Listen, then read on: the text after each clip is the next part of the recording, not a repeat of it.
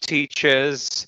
I'm Mark Richard from Oxford University Press, and I'd like to invite you to my August Online with Oxford webinar called Developing Socio-emotional Skills Through Stories. Now, as an English teacher, do you teach reading, writing, listening, speaking, vocabulary, and grammar? Yes, you do, right? Now, these are language skills. But you know what? You probably teach much more than this. For example, you show your kindergarten students how to hold a pencil properly, and this is teaching a physical skill. So please think, what other non-language skills do you teach your students?